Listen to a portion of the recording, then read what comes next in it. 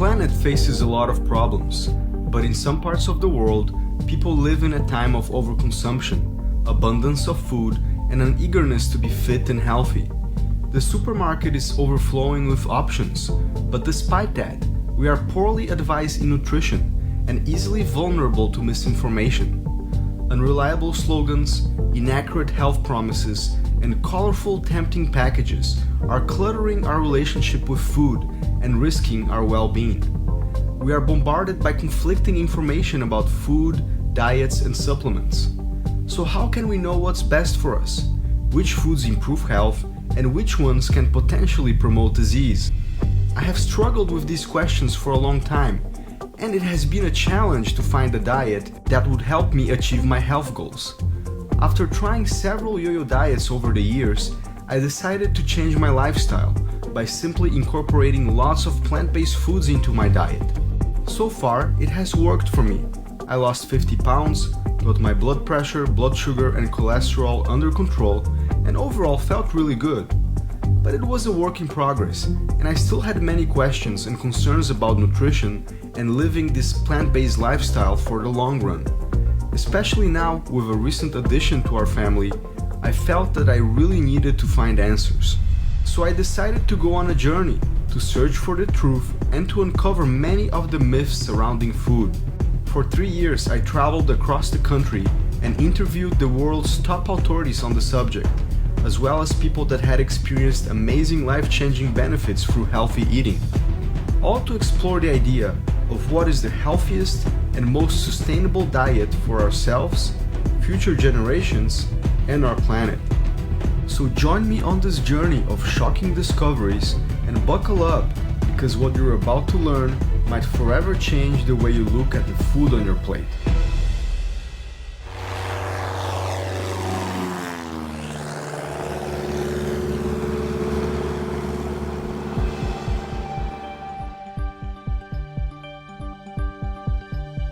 Well, there's a lot of difference of opinion about it, and there's a faction of people who insist that there are different diets for different people. But I think that the evidence is fairly clear that that's not true, and there really is an appropriate diet for humans, just like there's a best diet for cats, dogs, elephants, and any other mammal. And the best diet for humans is one that is plant-based, almost all calories coming from 4 principal food groups: fruit, vegetables, whole grains, and legumes. It's low in fat, high in fiber, not very much processed food. None is great, but in today's world, I don't know how realistic that is. What we have seen in nutrition for many, many years, I must say, is a lot of confusion. You go and survey people, outside of the science and ask them what do they think about nutrition is, and you can hear all kinds of comments. I eat this, I eat that, and this is good and this is not good. There's also confusion in the professions. Medical doctors are not trained in this field. And there's confusion in my own field, biomedical research. We don't get an opportunity to tell, the real science, I think, the way it should be told, because we're overwhelmed with the corporate sector trying to sell stuff. We are living in extreme times where we have 27% of people dying of heart disease, 25% of cancer, 10% of stroke. 4 or 5% from diabetes, the same number for Alzheimer's. I mean, these are, in many, many cases, diseases of nutritional ignorance and diseases that are all based on our lifestyle choices. There are a lot of different dietary theories out there, but I think one fact is kind of indisputable. Having a diet that is rich in whole plant-based foods is truly a great way to get you to good health. Everywhere I go around the world, there's not a single person I've met that doesn't know that fruits and vegetables are good for them. We all know it. It's not about the knowing, it's about the doing. There was a time when there was no heart disease, no colon cancer, no breast cancer, no multiple sclerosis, no inflammatory arthritis. Of course, these days in Asia, the Middle East, in Central America, and around the world, people have become rich. They have given up much of their starch and they replaced it with meat and dairy. Throughout history, rich people, the royalty, the pharaohs, the queens, the kings, the priests, the priestesses, the people could afford to eat the meat. They had artery disease, they had obesity, they were sick. Nothing's changed except for the number of kings and queens living in the world. A question kept coming to my mind. If plant foods are so good for us, and the consumption of animal products in excess appears to do us harm, how about the ancient populations of people that survived on diets based off mostly meat, eggs, and dairy, and appeared to be healthy? After all, aren't we known for being hunter-gatherers? All large successful populations of people have gotten the bulk of their calories from starch, rice, corn, potatoes, and other starches, breads, and so on. Particularly when you live near the equator. As you move north and south in latitude, then you end up eating more animal foods. And if you get far north, like for example, the Inuit Eskimos, they are largely carnivores because that's what's available. But that's a small population of people that exists on the extremes of the environment. That's the exception, not the rule. We have become the most successful species on this planet.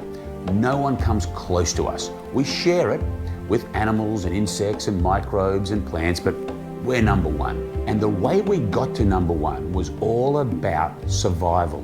We see in colour, I believe, because fruits and vegetables are colourful. Our hand is perfectly designed to pick, forage, grab, dig, peel and feed ourselves. Fruits, vegetables, nuts, beans and seeds, plant food, food made by Mother Nature. This idea that we're hunter-gatherers is true, we're hunter-gatherers, but mostly we've been gatherers. One of the problems has to do with sexism. It has to do with the fact that the gatherers were grandparents, women, and children. The hunters were men, and they got the glory. The people who really provided the bulk of the calories for most of the civilizations through all of verifiable human history have been the women, children, and grandparents. Even when I began considering the idea of eating mostly a plant-based diet, I was still haunted with many questions. How was I going to be able to live without animal foods? I didn't want to become nutrient deficient. And how about things like protein, calcium, and omega-3s? In my head, I always associated these nutrients with animal foods. I needed to find out if those were valid concerns or simply myths.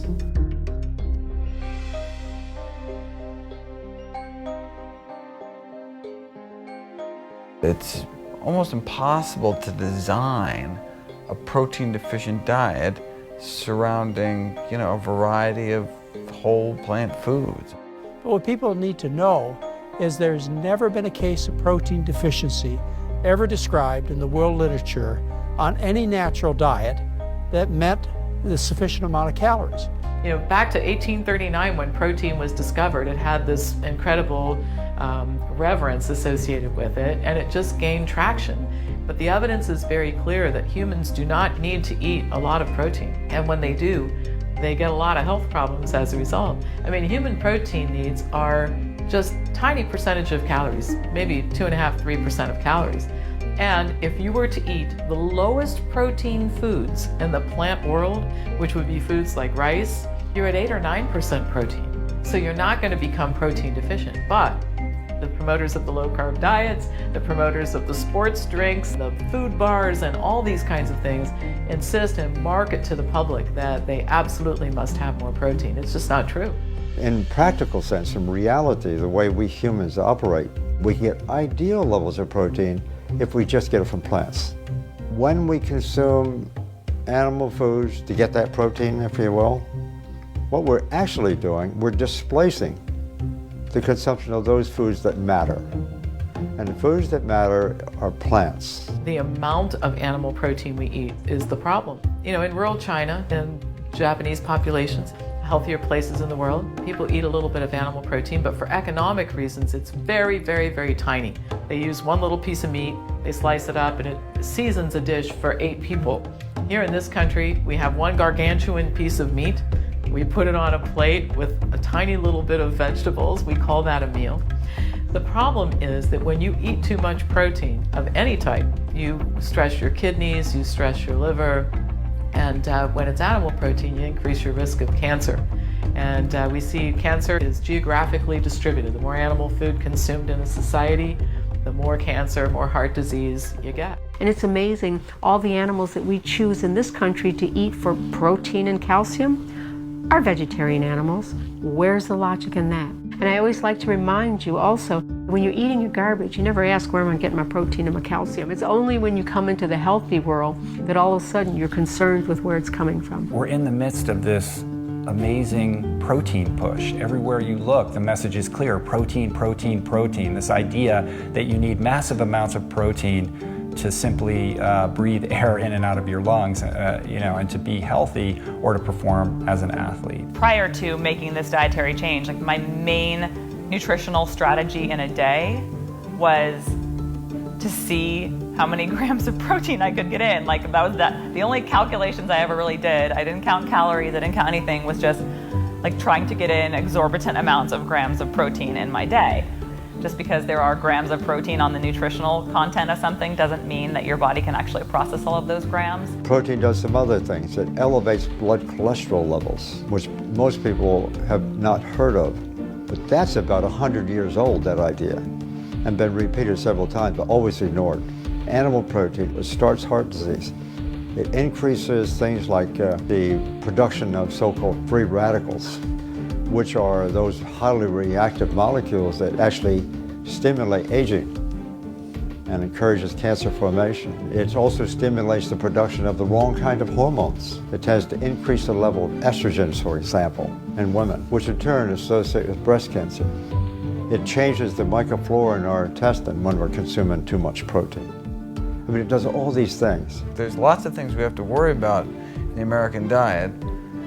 Fiber, 97% of Americans don't reach the daily minimum intake of fiber. 98% of Americans don't reach the daily minimum intake of potassium, for example. The nutrients of concern for most Americans are the ones that are found in plant foods, mostly fruits and vegetables, and the ones that we're getting too much of in excess, whether it's calories, sodium, cholesterol, saturated fat, are found in processed foods and animal foods in general. Many people decide they want to improve their health by staying away from red meat, and instead they begin consuming more white meats like chicken, turkey, and fish. I always wondered if certain types of meats were really better than others. People think that they're going to be healthy by giving up red meat and instead eating poultry and fish. Stop and think about this for a minute. What are meat, poultry, and fish? They're muscles of animals. In one case, they have to move a limb. In another case, they flap a wing. In another case, they wiggle a tail. They're the same.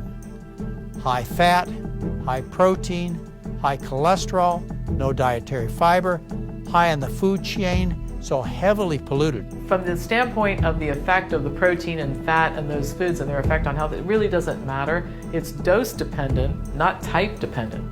So fish is not healthier. In many cases, it has more fat than chicken and pork. But you have other issues with fish too. In the ocean, you have this whole hierarchy of things eating things that eat things that eat things. And so you concentrate all the pollutants in the ocean, including mercury, in fish like tuna that are some of the favorite that we like to eat. So fish is really not healthier. Don't kid yourself in thinking that if you're eating fish and chicken, you can eat more of it. Because one thing in common with these healthy populations around the world that do eat a little bit of animal food, whatever type they're choosing, it's really a tiny, tiny percentage of what they're eating in the diet. So fish doesn't get a free pass. A lot of people are being told to eat fish by cardiologists or to take fish oil. That's the other thing. By cardiologists who say that if you do that, you'll increase your HDL cholesterol. And here's the problem with that. It's true, by the way. It just doesn't make any difference. Studies are pretty clear that in populations with very low incidence of heart disease, total cholesterol, LDL cholesterol, and HDL cholesterol are very, very low. So that's the wrong reason to eat fish or to take fish oil capsules, is to increase your HDL cholesterol. Work on getting all of your cholesterol low. Since I was a kid, I always heard that milk was a very important food, and I consumed a lot of it. I also loved all kinds of dairy products, cheeses, butters, ice creams, yogurts, you name it, I had it all. It took me many years to begin realizing that perhaps that was not such a great idea. But I still wondered, how about calcium? Would I be able to get enough of it from plants? Well, we have a lot of calcium in dairy, but it's never been a problem to have too low a calcium in a diet. An orange has 110 milligrams of calcium. All right, so if you're trying to take in 1,500 milligrams a day, that doesn't sound like so much, but when you're only trying to get 500, it sounds pretty good as a percentage of your daily intake. Milk is a healthy food for calves, for baby cows. I mean, milk is for babies, literally. I mean, we're the only species that drinks milk of another species, and then the only species that drinks milk after weaning into adulthood. Why is milk associated with increased prostate cancer risk, for example? Well, what is milk? Milk is a cocktail of growth hormones to get a little bovine animal who's susceptible to predation out on the African savanna to, put on a few hundred pounds in a few months, right? Because they don't want to get eaten by a lion. And so it's engineered as this growth fluid for rapid growth, which is great if you're a little baby cow, but if you're an adult person, that extra growth hormones is not a good thing. One of the hardest things for people to give up is dairy, and they're sometimes really resistant to it. So one of the things I tell people is, well, why don't you look at the evidence and then decide? Because I've always said taking control of your health is not doing what I say instead of what other people say. Taking control of your health is looking at the information and making a conscious choice about what you want to do. Dairy products I describe as liquid meat. They're basically just like red meat, high fat, high cholesterol, no fiber. In fact, they may be worse than meat. The casein that they use to bind the cheese is so full of chemicals. The chemicals are as addictive as heroin. That we don't have four stomachs like a baby calf, and unfortunately it is in everything. They put cow secretions, I know you have other names for it, dairy, butter, ice cream, cheese, but it's really breast milk from a cow. The only reason people think we need extra calcium is because a few decades ago, scientists, they raised the bar on how much calcium we needed. That in turn was influenced by the dairy industry. What they're really saying is we're not drinking enough milk, because that's what the dairy industry wants us to say. When in reality, if you look at the relationship between how much calcium that people consume in different societies as it relates to, let's say, osteoporosis, the bone disease, the higher the calcium intake, the higher the risk of osteoporosis. No one wants to hear that, but that's what the data show.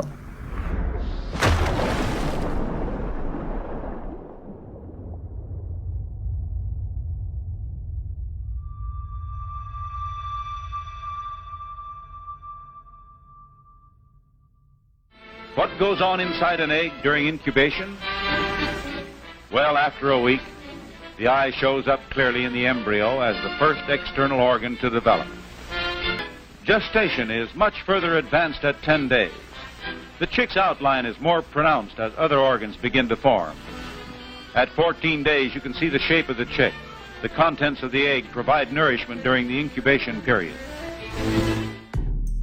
Most people can't imagine starting their day without eggs. It's the favorite breakfast option around the world. And eggs make their way everywhere, in breads, cakes, candies, dressings, and even drinks.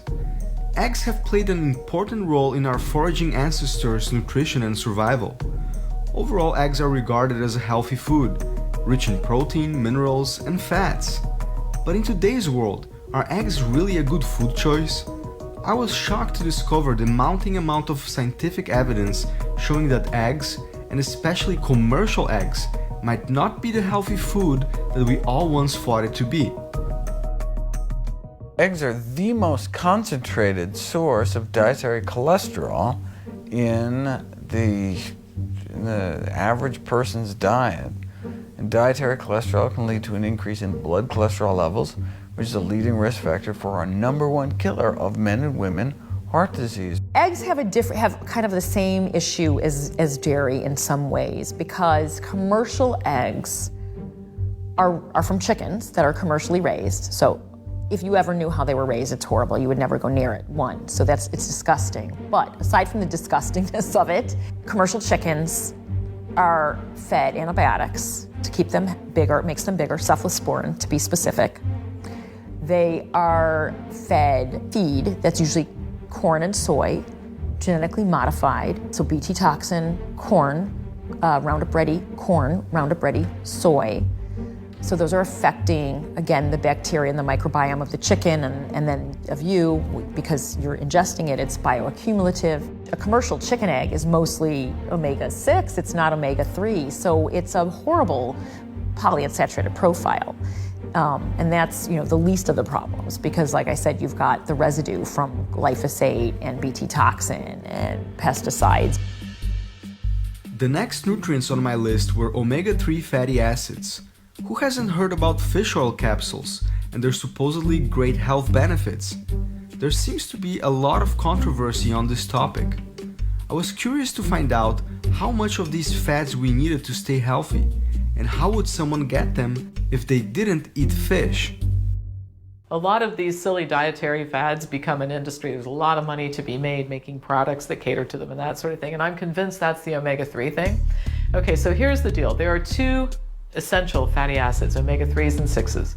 All the rest of them your body synthesizes. Essential means must come from food. All right, so we find omega-3 fatty acids in foods like seafood, walnuts, flax seeds, some soy, all right? And then we find omega-6 fatty acids in land animals, chicken, pork, beef, and polyunsaturated vegetable oils. All right, so you can see what our problem is. We eat a lot of omega-6 fatty acids. And in fact, the ratio of omega-3 to omega-6 fatty acids used to be between 1:1 and 1:4. You know what it is today? Between 1:25 and 1:30. So this has led a lot of people to say, my gosh, this is so out of whack. Omega-6 is up here, omega-3 is down here. Maybe what we ought to do is take omega-3 fatty acid pills, fish oil pills, and encourage fish eating to get that omega-3 back up to that ratio that we have been accustomed to as a population. Okay, there's no evidence that it works. In fact, a large meta-analysis that looked at 89 studies showed that it didn't make any difference in health outcomes. But besides that, wouldn't it be better to lower the omega-6 fatty acid in the diet? Stop eating all those land animals, stop consuming all that plant oil, and the ratio goes back to normal. So let's not supplement with omega-3, let's ratchet down omega-6 and we end up where we need to be. There's no money in the decreasing omega-6. There's a lot of money in selling people omega-3 pills and getting them to eat fish. In fact, when you take a supplement, omega-3s, we've got some really good evidence now, summarizing a lot of studies.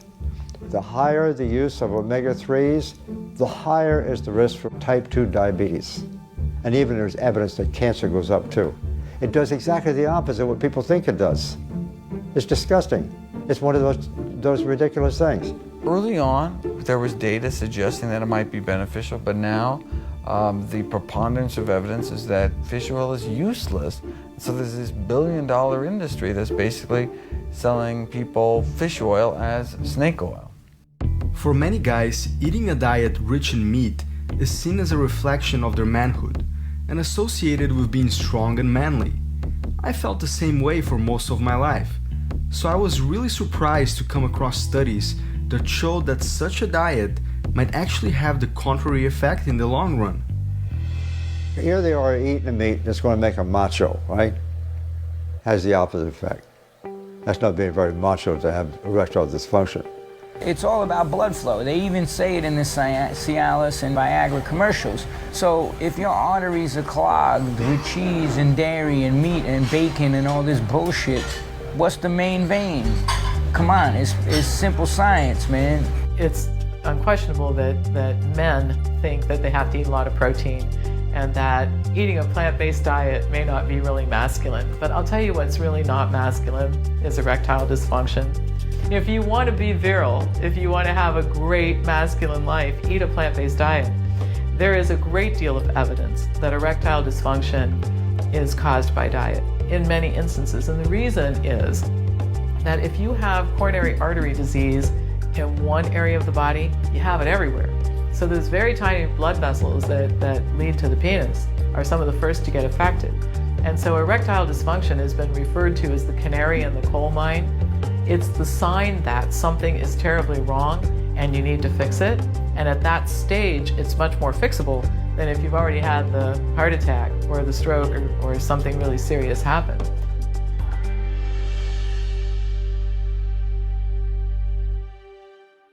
Obesity is linked to more than 60 chronic diseases, and it is common knowledge that there is an epidemic of obesity around the world. Today, 2/3 of adults and nearly 1/3 of children in America struggle with it. It seems like in the last 30 years, human waistlines have simply grown out of proportion, and if obesity rates stay consistent, by 2030, 51% of the American population could potentially be obese. As far as dieting or losing weight, people take two approaches that don't work for the long term. And so, of course, they say diets don't work. One approach is they try and starve themselves and be hungry all the time. These are portion-controlled diets, typical diets that people have followed. They don't work because you're hungry all the time and you can't tolerate that kind of pain. The alternative is the make yourself sick diets. And those are the high-protein, high-fat, low carbohydrate diets. Over the last few decades, there has been an explosion of commercial diets in the US, most of them revolving around the idea that eating few carbs and lots of animal protein helps with weight loss, all orchestrated by multi-million-dollar ingenious advertising campaigns and celebrity endorsements. As a result, nowadays most people associate carbs with weight gain. For many years, I worked really hard to cut my carbs, without any long-term results and without fully understanding why I was doing it. I wanted to find out what the latest science had to say about these low-carb diets. Robert Atkins, some years ago, in 1973, published his first book, in which he argued that it's not the problem with the fat, it's not the problem with the protein, but mostly fat. He said, that's not the problem. The problem is we consume too much carbohydrate. And he made that point. We should be consuming a low-carb diet, he said. And then many other people wrote the same thing. The South Beach diet is only a copycat, for the most part, of the Atkins diet. The Zone diet is basically a copycat, different name. The blood type diet, in many regards, is also a copycat. Good calories, bad calories. Gary Taub, same thing. Even Michael Pollan, I have to say, omnivore's dilemma. And the paleo diet in this day and time is a copycat. They may give it different names. They may try to throw out, different kinds of arguments for why that's right. They're all wrong. Everybody wants to hear good news about their bad habits. So when you tell people you can eat all the lobster you want, you can have steak and eggs, and some include dairy, some don't include dairy, but that sounds good to people because it sounds less restrictive. This is written by people, I should tell you, who don't have experience in this field of nutrition research, period. Most of them have never even published a single paper in the scientific literature. Some of the people who are talking about low-carb diets are a little better than news reporters, and that's not to take anything away from their skill at investigating things, but they don't have the skills to evaluate scientific information.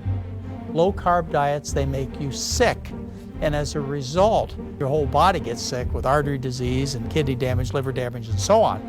They increase mortality. That's been shown over and over again in major studies. But they also make you sick in a way that you lose your appetite. The dieter goes, oh, I finally found it. And then you go into ketosis, you lost your appetite. As a result, you're able to sustain yourself without thinking about food all the time because you're sick. These diets are dangerous, and people should not be on them. Well, the biggest lies in the world are the ones that have a little truth. We all know that. It's a great tactic. It's true, I happen to agree that we should cut down on simple carbohydrates. You see, that's out of context of the whole. Sugar, white flour. That makes sense. So in that sense, there's a little truth. But they don't always point that out. They just say low carb, low carb, low carb. Listen, forget about what you like and dislike. Think about what your objective is.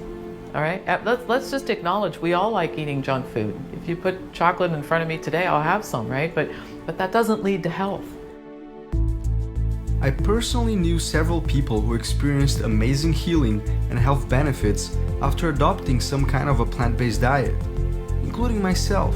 But at the same time, I had also met others who were still experiencing health issues, or were struggling with their weight after adopting this lifestyle, some for many years.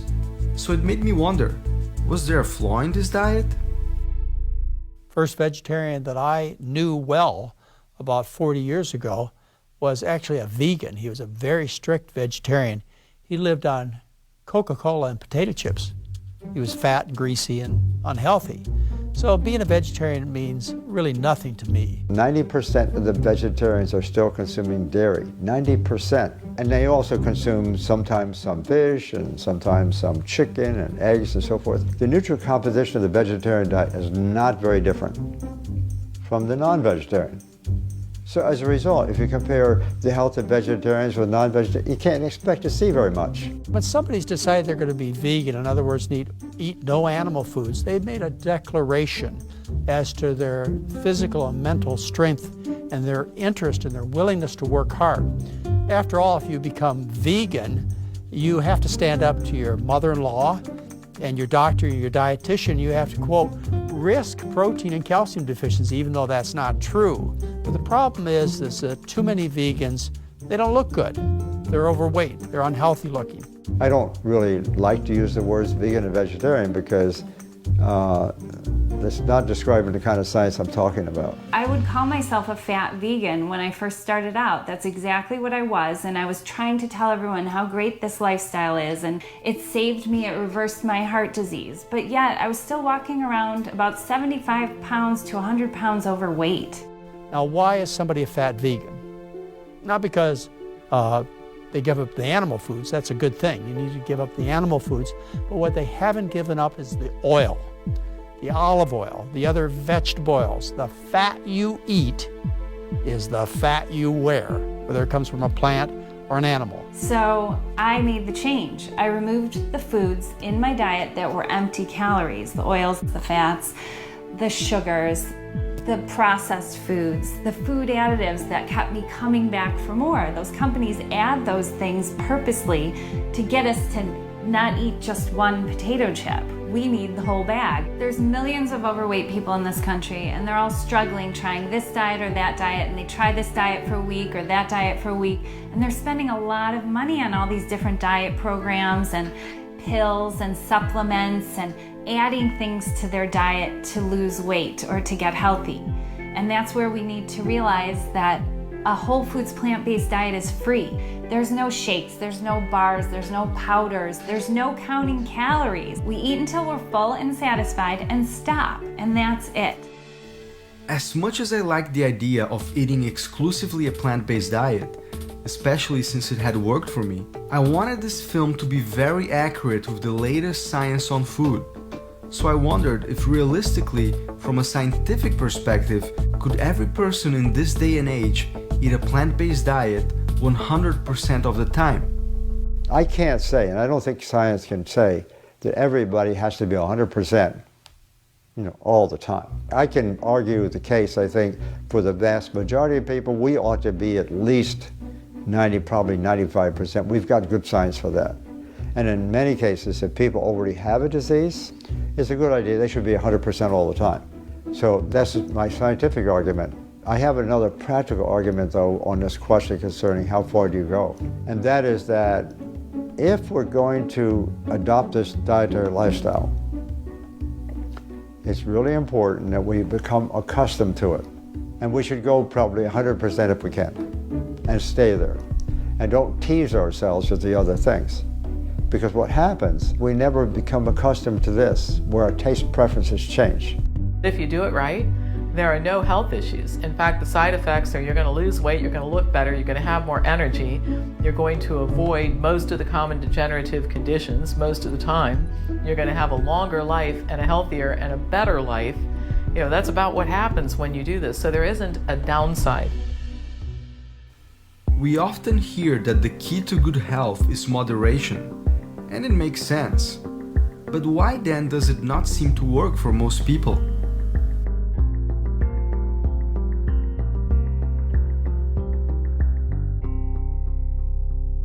For some people that's a really easy thing to do, but unfortunately for most, finding moderation is like finding a needle in a haystack. And because others can do it, they feel lost and they feel like an absolute failure because they can't. And the truth be told, most people can't find moderation. So they're actually in the majority, not the minority. But this minority few that are on television, that have never ever been fat, never ever been sick, have genetics very much on their way, that are out there saying it's all about this and all about that, I mean, how are they going to relate to that poor person sitting at home that's 350 pounds that feels like their world is over? Now, I know what they feel like. I was 310 pounds. I was loaded up on medication for 8 years. I understand, I can relate. I won't tell anybody that moderation's easy. Moderation's damn hard, really hard. I still haven't mastered it. I'm a work in progress when it comes to moderation, but what I'm finding is that I'm away from an extreme now of 93% of my energy coming from this processed and fun part of town, animal part. I've now got this moderation up. I've now moved it up and it's working. So how are people supposed to get all this information? Since every day we're bombarded with TV ads, infomercials, news talking about the new food trends. How can we know who's telling the truth and has honest, non-biased science behind their products? The media always approaches things with the idea that if we're going to interview somebody about diet, we have to let somebody with a different opinion give their opinion. All right, so here's what happens. Somebody like Colin Campbell at Cornell University writes this book, The China Study. It has hundreds and hundreds and hundreds of references. It represents decades of very meticulous research work that he did, right? And so they're going to interview him. Well, then they go find somebody who's promoting a paleo diet or a low-carb diet because we have to have the contrary opinion. That person may have written a terrible book that's a little more than a storybook. It's not referenced. It has no credibility. But in the eyes of the public, now those two are equal. Colin has an opinion, and this other person has an opinion. So it confuses people, and it gains traction that way. We tend to look at the fast food industry as the big villain, responsible for all the havoc surrounding food choices. But these same companies that are contributing to the problem may also hold the key to the solution. It is a supply and demand issue. So if enough people begin demanding healthy plant-based options, perhaps that could be a good approach. After all, it is us, the consumers, who should dictate what the market has to offer, and not the other way around.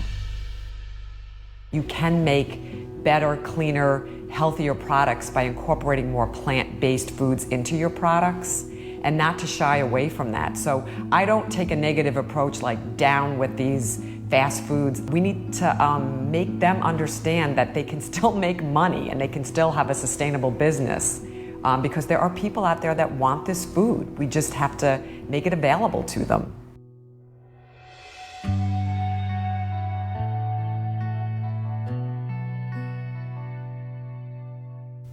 Most people rely on their doctors for information about diet and nutrition, but several medical school programs show that doctors get very little training on nutrition, sometimes none at all.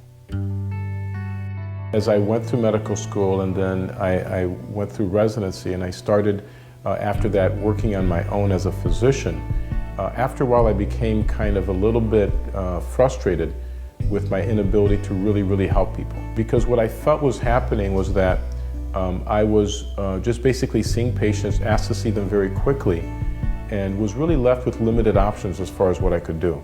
I really felt what I needed to do with the time that I had, what I was left to do was just basically treat symptoms instead of trying to get to the root cause of the problem or the root cause of their disease. So it left me basically practicing, I think, the kind of medicine that the majority of people are practicing in the US, which is pharmaceutical-based medicine. And I don't have a problem with medication. I think medications are wonderful, medications are great, they're necessary. For a lot of people, they are really the only option. And for many people, they're a good option. But I think what we're missing is that there's something else that's out there. I was outsourcing my health to somebody else. I was coming along saying, here's some money, you fix me, I'm busy over here. And when are you going to come up with a drug that's going to cure me?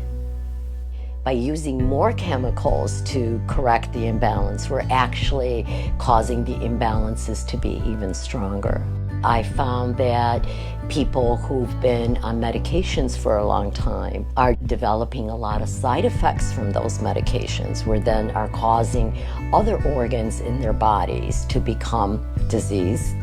Their functioning is weakening, their overall health is weakening, their immune system is getting deficient. You really need to infuse that with something that's going to help rebuild it. So if somebody comes along and says, you know, doctor, I can take this patient, and by doing these simple things, you know, changing their diet, getting them to eat a little bit differently, more plant-based, getting them to exercise a little more, do you realize that I could make this diabetes, essentially, if you were to test them again, virtually go away? And a lot of doctors in this country, some may be familiar with the idea, but a lot of them, even to this day, would still say, no, you know, I don't think that would be possible. The cause of most of our diseases and the cure is within anybody's reach who gets the knowledge. The problem is they have to make some change. That's a small problem. The real problem is there's no money in doing the right thing. There's money in selling you statins and blood pressure pills and powerful arthritis drugs and laxatives and antacids. That's where the money is. So that's where the education goes. We have to shift the dollars from expensive procedures and shift it more towards education, teaching people, showing them about their disease and why it's there, and teaching them the things that they can do day in and day out that would positively impact that disease and possibly even get it certainly improved and maybe even reversed in some cases. You can expect artery disease to stabilize and reverse and the symptoms to go away. You can expect the type 2 diabetes, if it's really type 2 diabetes, to be cured 100% of the time with diet change and associated weight loss. You can expect the arthritises to improve and go away and be cured many times if they're inflammatory arthritises. The bowel problems, all the way from indigestion to constipation to colitis, you can expect a cure when you direct your attention to the cause of the problem and you fix it.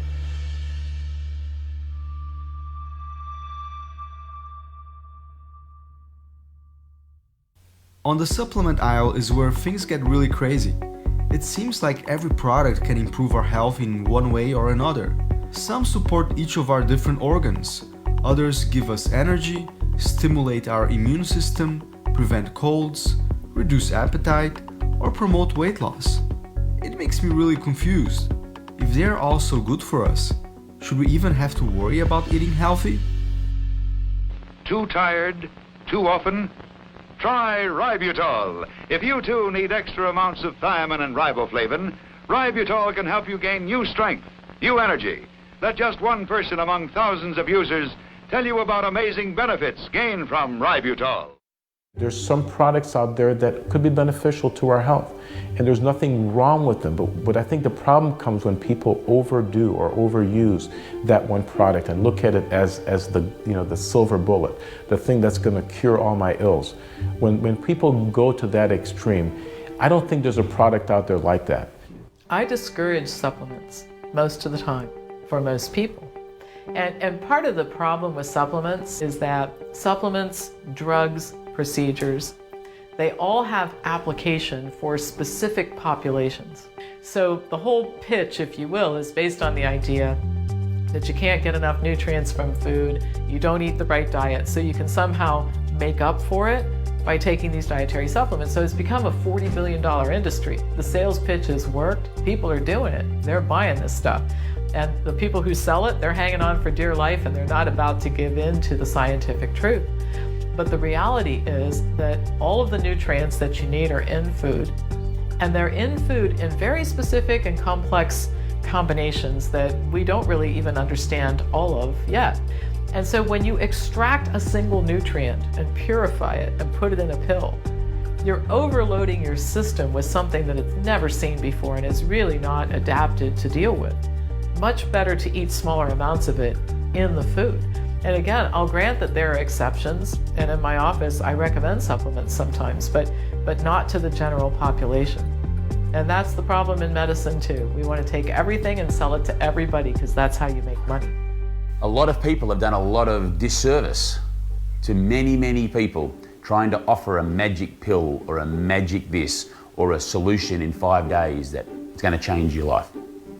And the simple reality is that you can't do 20 years of damage by ignoring Mother Nature's best, the fruits, the vegetables, the nuts, the beans, the seeds. You can't spend 20 years saying no to that and then expect people in white coats to come up with something that's going to solve that in 5 days. So what we have to do is we have to see the error of our ways, which was turning our back on Mother Nature, and we have to turn towards her for a solution. Vitamin supplements, for example. We've got a lot of data that when you take them out of context like that and use them that way, in the short run, yeah, they look sort of interesting. Maybe they're looking good for a little while, especially in people who may be really low on them. But in the long run, no. You know, they don't work. And yet we're spending $32 billion a year on nutrient supplements. The most important supplement for those eating plant-based diets is a vitamin B12, a regular reliable source of vitamin B12. It doesn't have to be supplements, but there's B12 fortified foods. But it's very important, it's critical for everyone eating a plant-based diet to get a regular reliable source of vitamin B12. There's only 2 vitamins not created by plants. One is vitamin D, created by animals, such as yourself when you walk out into the sun. And the other is vitamin B12, not made by plants, not made by animals either. It's made by little microbes that blanket the earth, so might have gotten enough from drinking out of a mountain stream or well water. But now we chlorinate the water supply to kill off any bacteria, so we don't get a lot of B12 in our water anymore. Don't get a lot of cholera either. That's a good thing.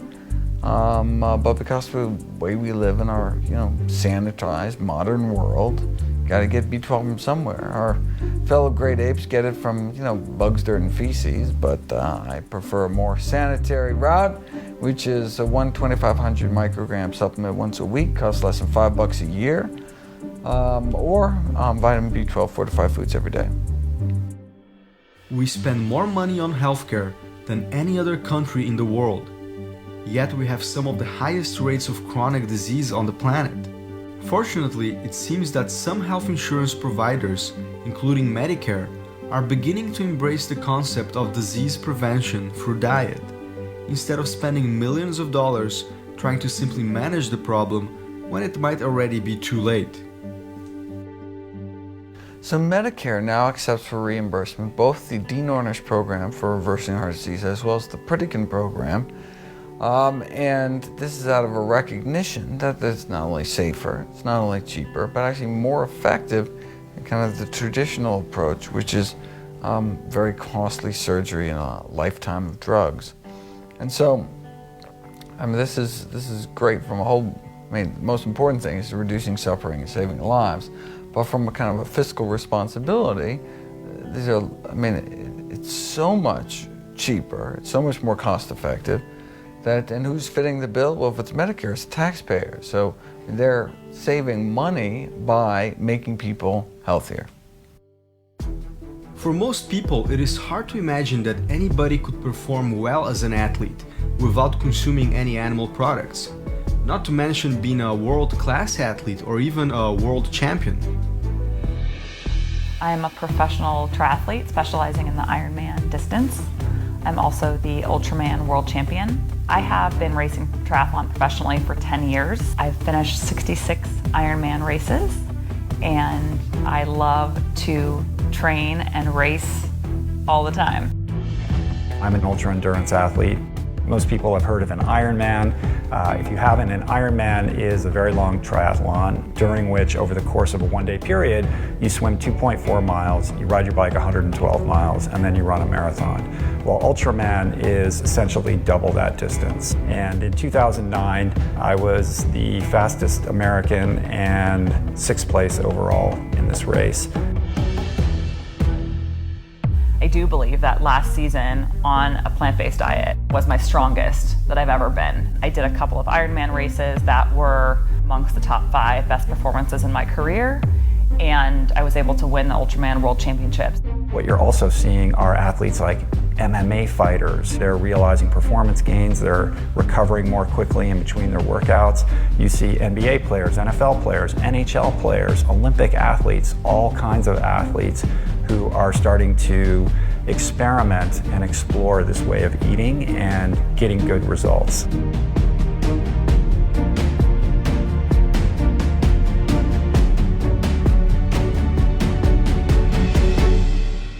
I've been doing this for over 8 years right now. I've never had a problem building lean muscle mass. I continue to get stronger, fitter, and faster, and it's fine. For me now, the proof is in the pudding.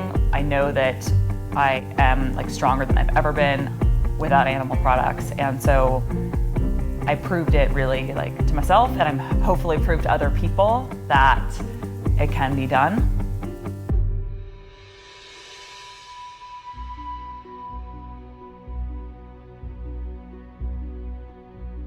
I'm a neurofibromatosis patient. I'm an ambassador for a couple organizations that do philanthropic work for sick children. I'm an MPNST cancer survivor. MPNST is a rare sarcoma. It's one of the most aggressive and fast infiltrating cancers that there is on the planet. I've had over 325 tumors removed from my body.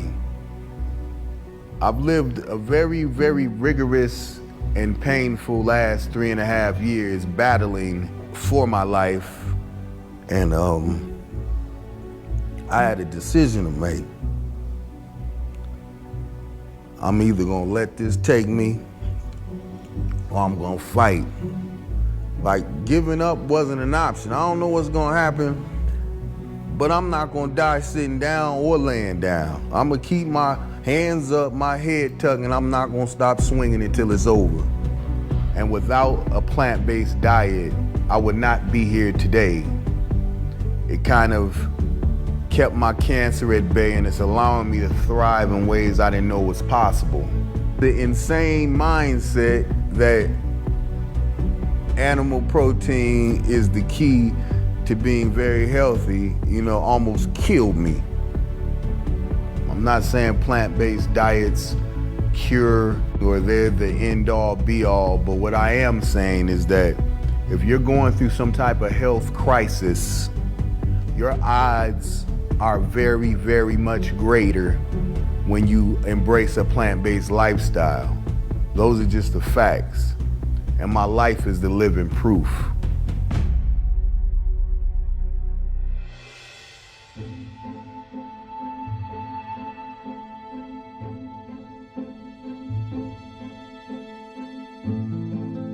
In 2006, I attempted suicide whilst I was on 250 milligrams of Zoloft for what the doctors diagnosed as major depressive disorder. And I was told that I'd be most likely on it for the rest of my life. A week after that, I went into a personal development course and changed my beliefs. From there, I started to look at what I was putting into my body. And I started to look at nutrition and nutritional healing and what I could do. And it led me to going within and back to nature. I stripped away all of the processed food. I went back to just eating raw fruits and vegetables and juicing and green smoothies. And I started to have a sense of a natural happy high started to come into my body, and I was feeling better than I'd felt in many years. The symptoms of depression started to drop away, the heavy, sluggish, tired feelings that I couldn't cope, the chronic fatigue, the aches, everything started to shift, and I started to feel my cells were transforming on some level. I'd made the decision that I didn't want to put ever again the fear, death and suffering of another life and eating animals into my body. And that translated to a shift for me. I cured my own depression and I've never looked back.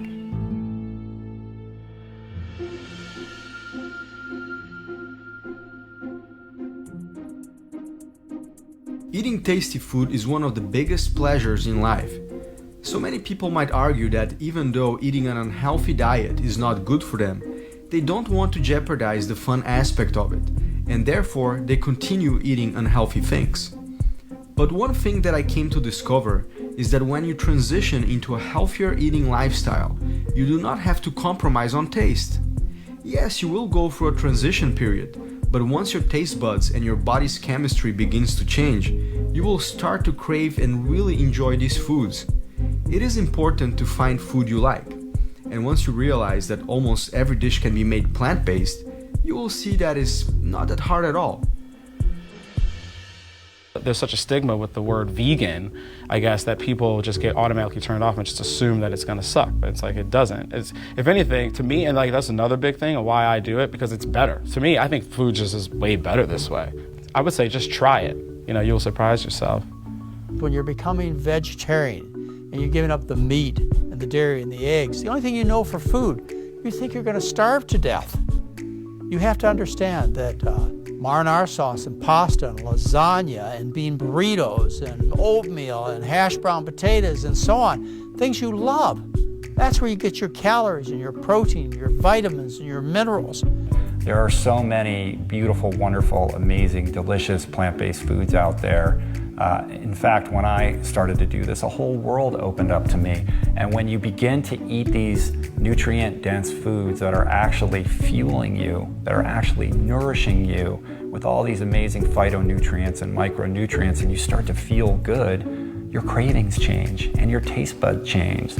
You know, that cheeseburger that you couldn't get out of your mind, suddenly you're not thinking about that anymore, and you're actually craving that kale smoothie. And that's something that happened to me that I would have never thought would have happened. People think that vegan food just tastes like crap, and that's not true. I think people think that being vegan might potentially be strange, that people are weird, that you have to be a hippie or you have to embrace wearing hemp clothes or something. You want to have a burger, you can have a burger. You want to have spaghetti and meatballs, you can have spaghetti and meatballs. You want to have fries, you want to have chocolate mousse, you want to have pumpkin pie, you want to have stuffing, you want to have, you know, even hot dogs. And so when you're looking at the idea of taking the leap into this way of eating and living, don't look at what you're going to be not eating. Embrace and be excited about the adventure of all these new foods that you're going to be bringing into your life. Eating healthy will not do you much good if you can't afford it, or if it leaves a big hole in your pocket. So my next question was, is it possible to eat healthy on a tight budget? A common misconception is that a whole foods plant-based diet is very expensive. I routinely post pictures of my grocery receipt, and I take my whole bounty that I bought at the produce market and put it out on the table so people can see how much I end up with, and they're shocked.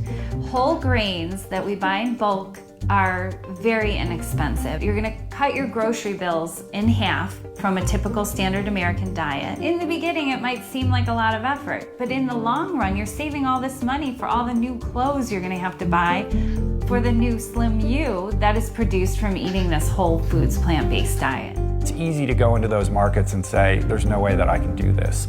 But the truth of the matter is that it doesn't have to be expensive, it doesn't have to be inconvenient, it doesn't have to be difficult, it doesn't have to be time-consuming. And my experience is that it has actually simplified my life, and it's been cheaper than eating the other way around. At this point of my journey, I already had seen enough evidence about the benefits and safety of a plant-based diet for adults. But was this lifestyle also ideal and safe for children?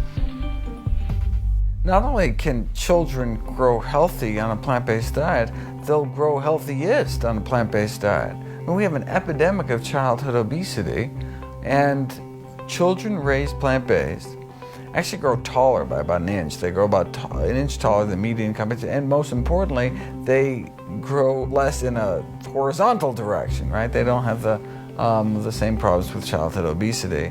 So Dr. Benjamin Spock, the most esteemed pediatrician of all time, wrote one of the best-selling books in human history, recommended in his final edition, the 7th edition of his book before he died in his 90s, that all children should be raised with zero exposure to meat and dairy. And he did this because he saw what the older generations were dying from and wanted to get them off on a good start. I mean, the leading killers of our children will eventually be same thing: heart disease, cancer, stroke, COPD, diabetes, hypertension. These are diseases that can be prevented, in many cases arrested or even reversed with a healthy enough plant-based diet. As a new father, I wondered, how could I get my daughter to eat healthy, since getting her to eat anything at all can sometimes be a problem. There's so much junk being marketed to kids out there, and it is often difficult for parents to transition their children to healthier food options. I would not be surprised at all that if in 15, 20, 25 years' time, people will look back at the last 10 to 20 years and they'll say, how did those people give that food to their children? The big question that we get all the time is, how can I get my kids to eat better? I think every parent wants their kids to eat healthy, and it's difficult, especially when everywhere you look there's a fast food restaurant or a processed food snack that is being marketed towards children. And the first thing that I always say is you have to lead by example. As a parent, you can't be eating lousy foods and expect your children to eat healthy because you tell them to. So you have to walk your walk. That's number one. The second thing is I encourage all parents to make the preparation of meals and the shopping of food inclusive with their children. The more you can bring your kids into the fold, the more they're going to develop an emotional attachment to where their food comes from, how it's prepared, and the impact that it's having on their health. Really get inside their heads and sort of think how they would think. Telling them what is good, what is bad, won't probably work. You have to interact with them. You have to show them what's possible. Get your hands dirty. Get the kids to help you and let them own what they're doing. If you always put something in front of them in a silver platter and let them consume that information, it'll only work for so long. What you gotta do is you gotta get them involved, let them have the responsibility. The way I approach it is that I try to make it as fun as possible.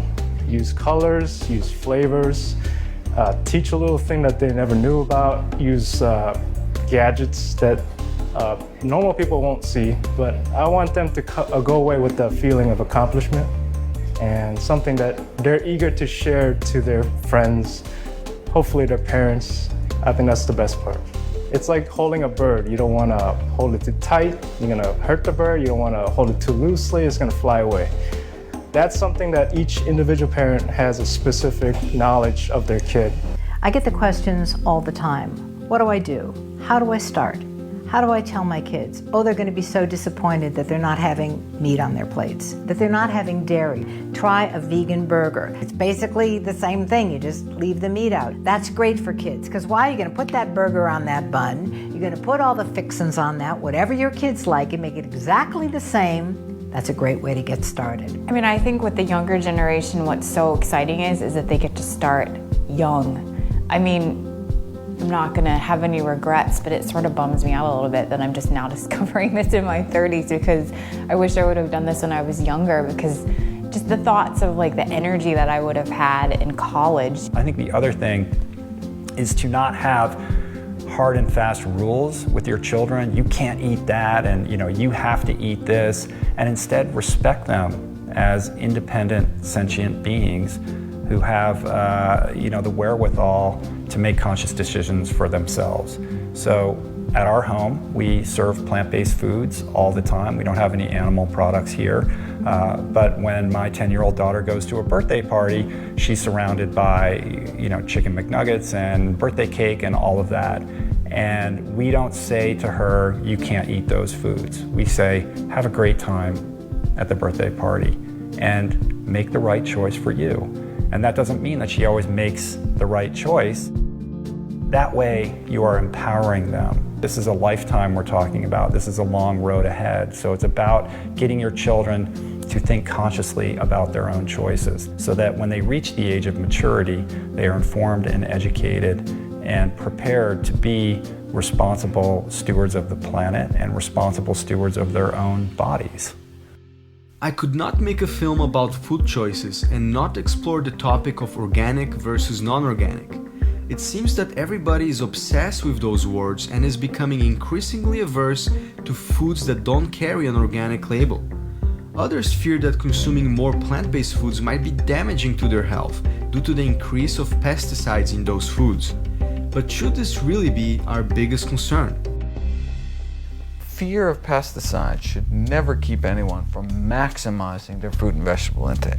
There's been like kind of computer modeling studies that suggest that, so for example, if half of Americans ate a single more serving of fruits and vegetables a day, we'd prevent 20,000 cancer deaths every year. Just half of people, just one more serving, 20,000 people would not have died from cancer, would normally have died if they hadn't done that. So that's how powerful fruits and vegetables are. But because these were conventional, pesticide-laden fruits and vegetables, they estimate that the extra pesticide burden from all those extra fruits and vegetables would cause 10 extra cancer deaths. So in all, it would only prevent 19,990 cancer deaths. I mean, that's what we're looking at. You get this tremendous benefit. And then a tiny bump in risk. So, okay, great, choose organic whenever you can. Why accept any risk? Why not get all benefit? Sure, but we should never let concern about pesticides in any way dissuade us from stuffing our face with as many healthy fruits and vegetables as possible.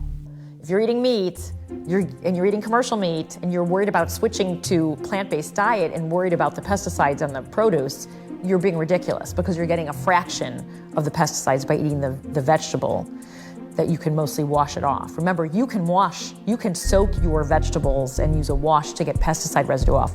You cannot wash the pesticide off of the hamburger meat you're about to prepare.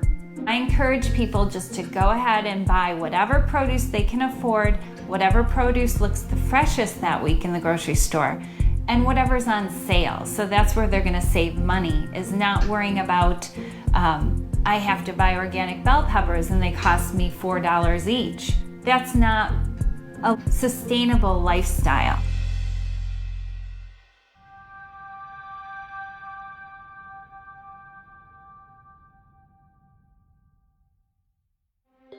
Besides the health aspect related to our food choices, I also realized during the production of this film that there was another very important factor that is often overlooked, ignored, or misunderstood: the connection between food choices and the environment.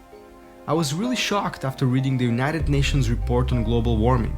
After all, it is hard to grasp the idea that the burger or steak on our plates might be contributing to things such as global warming, water scarcity, species extinction, the destruction of the Amazon forest, the depletion of our oceans, and even world hunger. I had a hard time understanding it at first, but once I began digging a little deeper, the connection became clear. Now at 7 billion people, what we eat determines how the whole planet is used. And what's happening now is that as we run out of land to grow these animals and the food for the animals, we burn down rainforests to acquire more land. And the number one cause of all of that is our food choices.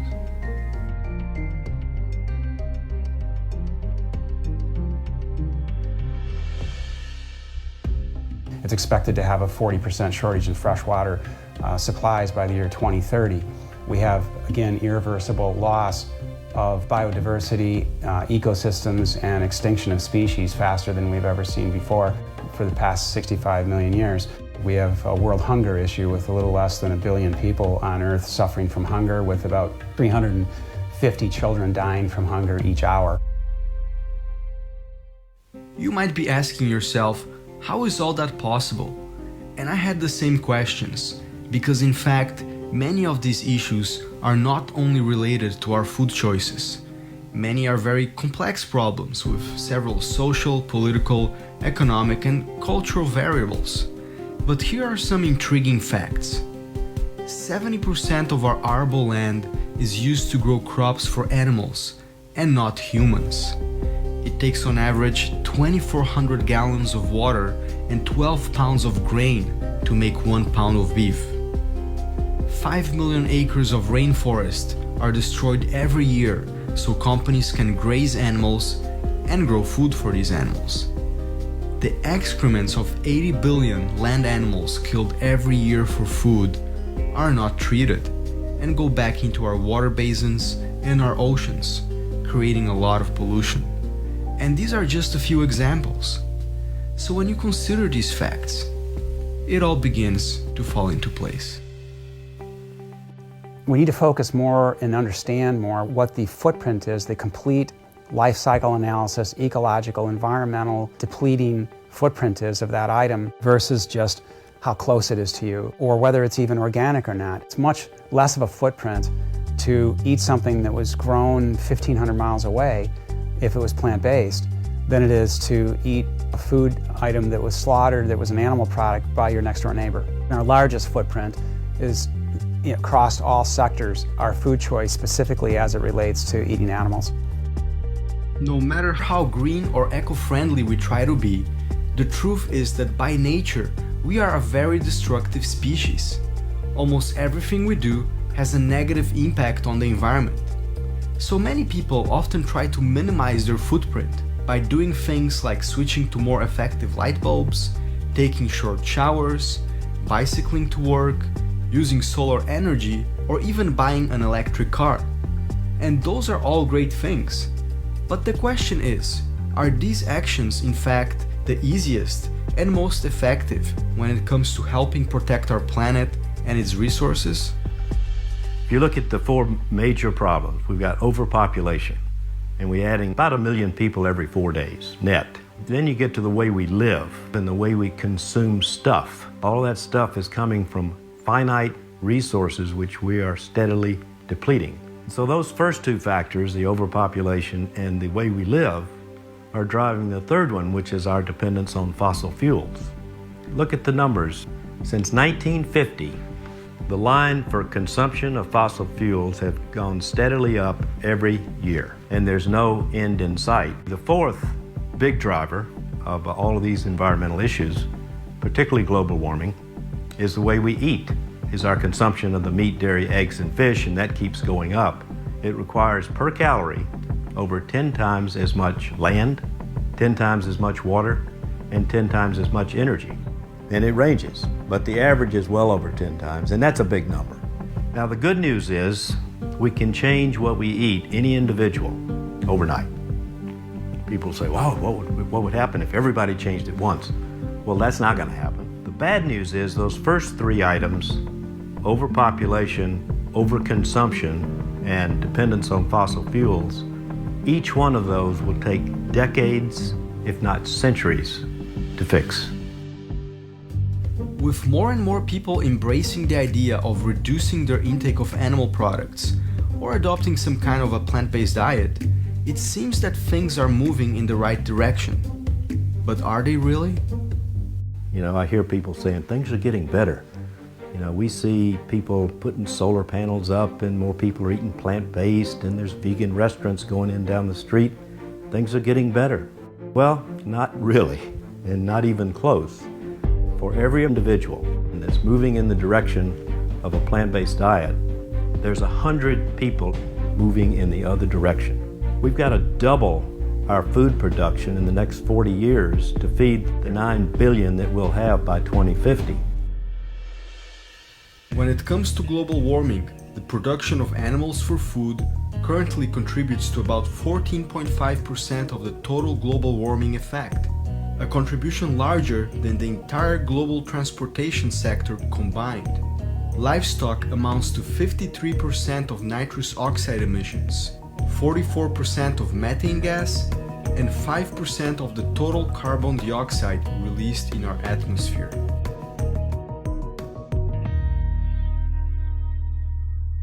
Raising livestock and eating fish and also producing dairy is one of the largest contributing factors to climate change. And the public needs to know this, and policies need to be enacted to help eliminate that. It's one of the easiest ways that we have to not just adapt to, but to mitigate climate change. and it can be done as easy as just changing out what you have on your plate.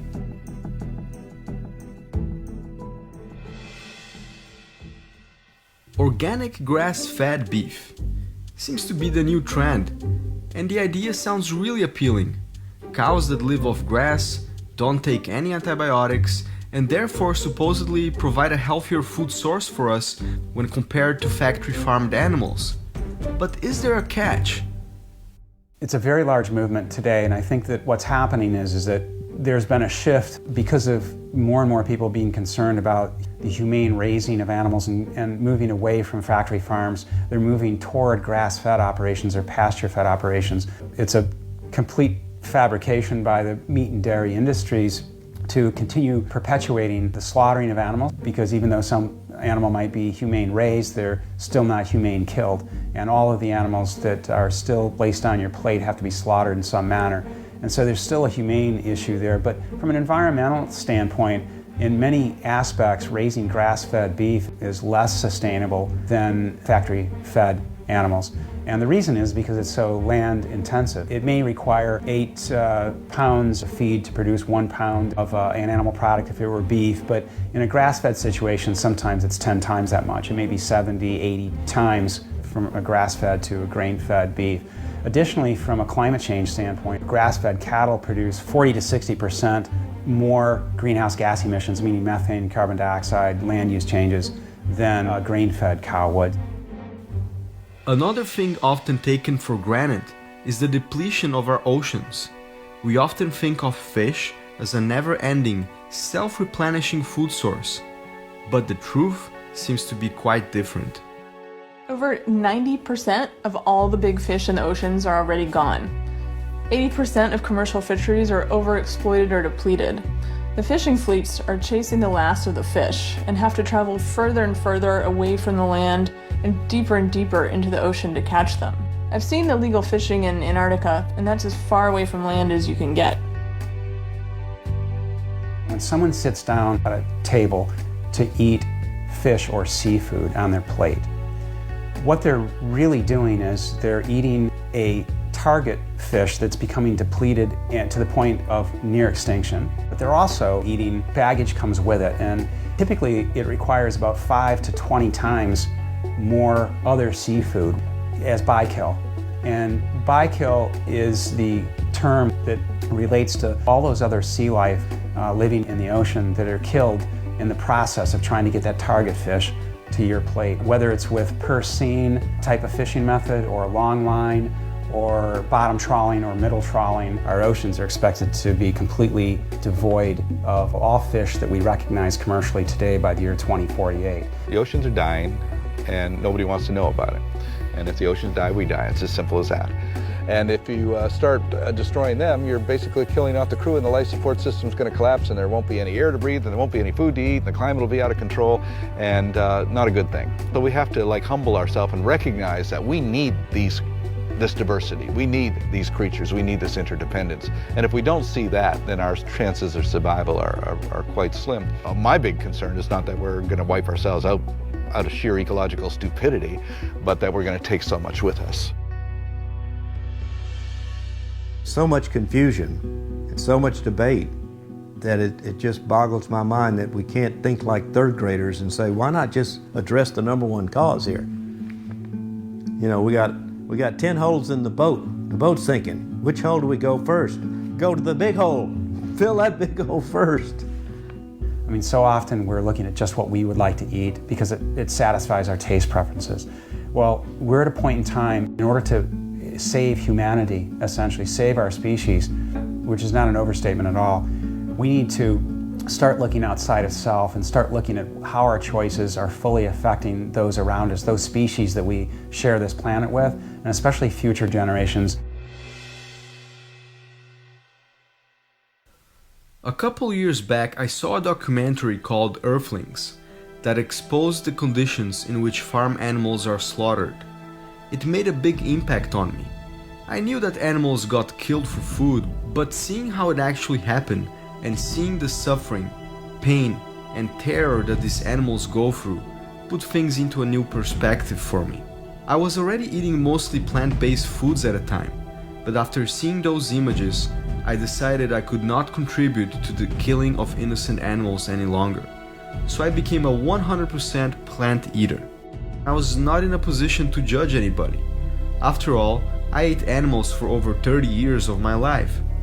But I wanted to understand how come in this day and age such a massive genocide was allowed, and how come us, the general population, government, and corporations allowed for this to happen.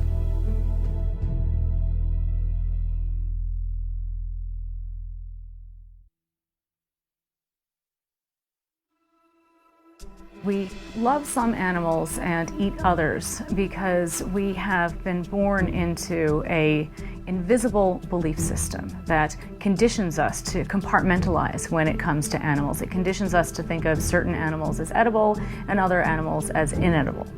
And the invisible belief system that conditions us to eat certain animals is what I call carnism. One way carnism remains invisible is by remaining unnamed. If we don't name it, we can't even think about it, so we can't question it. When we don't see something, obviously, it becomes much easier to maintain this mythology that there is no problem, there is no atrocity. This is not just something to eat. This is fuel for love, joy, work, action. This is life.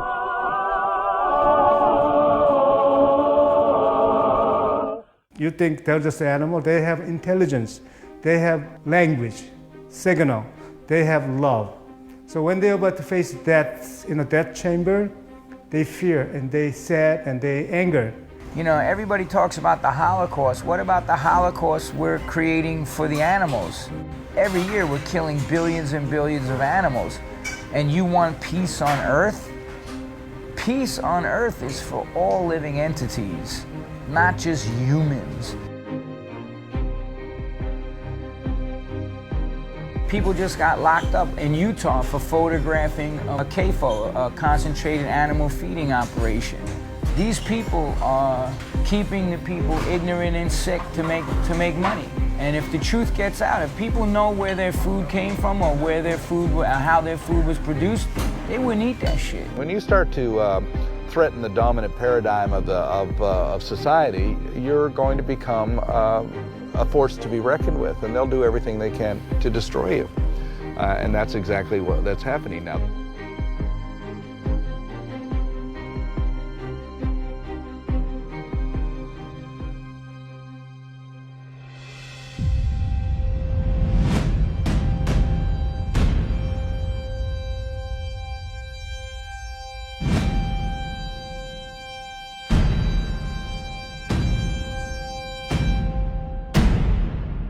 There are still people who will see that and they'll be resistant. I mean, I was one of those people. You know, I grew up in Texas eating beef all the time, and I loved animals. I always loved the companion animals I grew up with, and you know, I never really thought much. I thought I was eating healthy. So I think a lot of the resistance that people feel is because we're so conditioned to eat these things all the time. We've been conditioned from a very young age. And even if we make the intellectual connection, even if we say, yes, I'm eating a cow, we still don't make the emotional connection, because if we did, we would feel the empathy that would cause us to feel disgusted rather than appetized. I couldn't pretend anymore that was eating that chunk of chicken breast was the same as the broccoli next to it. It just didn't, I couldn't fake it to myself anymore. And there's a reason why, you know, slaughterhouses and feedlots are not located in densely populated areas. It's not for lack of space, it's because people don't want us to see it. And then those animals go on a long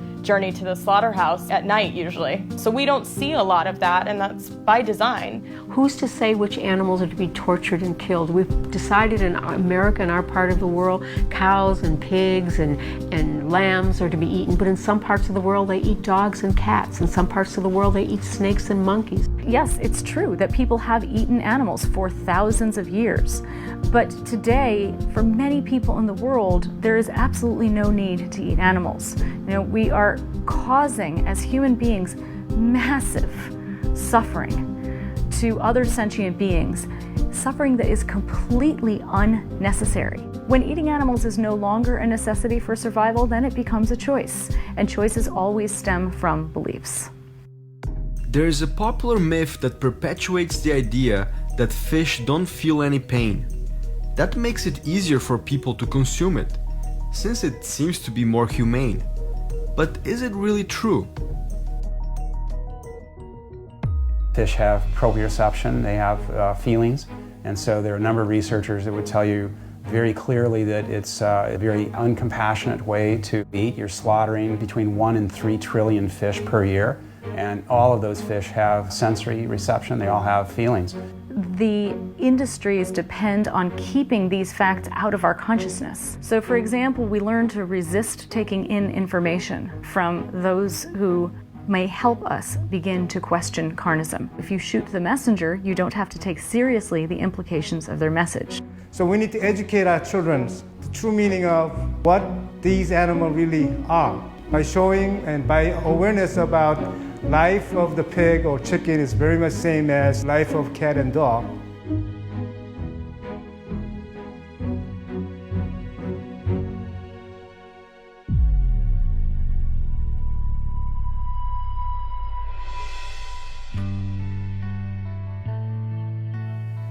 Our time on this planet is very short, and change can sometimes be difficult and slow.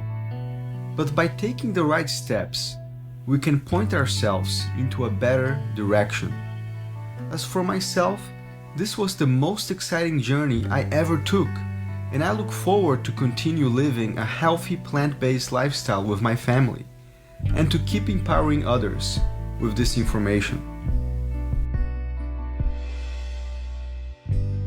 It's so important for us to take care of ourselves for our own human health standpoint, but it really won't matter how healthy we are if our planet isn't healthy. Do you know what's unique about us? We are the only species out of the millions that does not live in harmony with nature. At least it's good to educate yourself and be aware, and then you can make the decision from there, because ultimately it's your choice to make. You know, it's not like, hey, if you're the worst person if you don't do this. No, it's not like that. But at least educate yourself, find out, so at least you just know, and then you can make the choices on your own. I don't believe there's an evil cabal of doctors and government people. I believe there's a system in place, and the world is so asleep, and they've forgotten intuitively that people just follow the system without thinking, without questioning, and it's because they're asleep. It's not because they're stupid. It's not because they're not motivated. I mean, it's really insanity when you think about it, that we are sitting here in the modern day and we've got to talk about eating fruits and vegetables. You go back in any time in history past, say, the last 100, 200 years, and it was just like everyone was doing it. If you want to be a responsible steward of our precious planet and its dwindling resources, eating a plant-based diet really is the only solution. And by voting with your dollar and eating a plant-based diet, you are saying no to animal agriculture and all the devastation, all the havoc that it's wreaking on our planet. I think that every human being wants to do good. I think that every human being in their core wants to do what's right. And I think that if we look at it and we say, you know what is it that I can do today to make the environment better, to make my health better, and to have compassion for animals, for our fellow creatures? What is it that I can do today? I can start on the path to a plant-based diet.